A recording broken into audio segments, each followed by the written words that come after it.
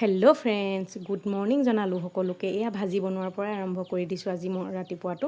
সেইফালে আলু ভেন্দি কিবাকিবি এনেকৈ কৰি ভাজি বনাইছোঁ। এইফালে এই ডাঙৰ বেটালে টিফিন বনাইছোঁ। এইয়া টিফিনত মানে আজি পিঠাকেইটা যে বগা বগা দেখিছে, নিমখো দিবলৈ পাহৰিলোঁ, হালধিও দিবলৈ পাহৰিলোঁ পিছত খাওঁতে। সেইফালে আকৌ মালৈ চাহ উতলি আছে, মাকো চাহ অকণ দি ল'লেহে আৰু ৰাতিপুৱাই। এইফালে মই এখন বনাই লৈছিলোঁ মেচিনত, এনেকৈ ধৰিবৰ কাৰণে সুবিধা হয়। এইফালে মালৈ চাহ বাকি ল'লোঁ আৰু চাহকণ দি থৈ আহোঁগৈ দেই। তেওঁ আকৌ ৰাতিপুৱা চাহকণ নাখালে মোৰ ঘূৰাই নহয়। চাহকণ দি থৈ আহিলোঁগৈ আৰু দি থৈ আহি আমি তালৈ ভাত বাঢ়িলোৱে, নহ'লে দেৰি হ'ব নহয়। আকৌ 8টা বজাত ভাত খাই আজৰি হ'বই লাগে। এইফালে ভাজি আৰু দাইলৰ সৈতে আজি ভাত, আৰু এইফালে গাখীৰ গৰম কৰি লৈছোঁ।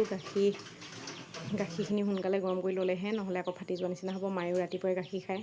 তাৰপিছত এইফালে ওলাই ল'লে আমাৰ ভাত পানী খাই ডাঙৰ বেটা, বাপেক পুতে ওলাই ল'লে আৰু দোকানলৈ যায় মিষ্টাৰ। এইফালে ডাঙৰ বেটা স্কুল কৈ আছে। এইফালে মই আইকাত বনোৱা নাই, দিয়া নাই স্কুলৰ পৰা সেই বুলি কৈ আছিলে। আৰু এইফালে মিষ্টাৰে মটৰচাইকেল উলিয়াই আনিলে আৰু